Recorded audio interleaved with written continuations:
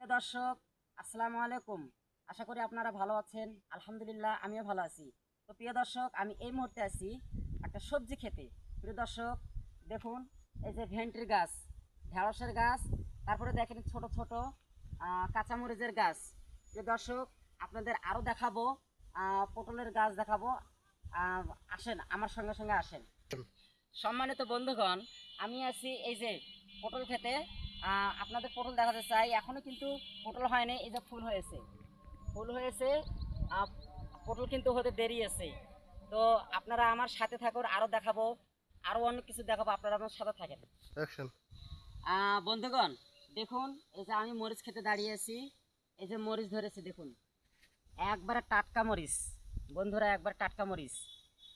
এই সবজি খেতে আছে কাঁচামরিচ, আবার ঢেঁড়স, আবার পটল, কচুরমুখী, ইত্যাদি ইত্যাদি।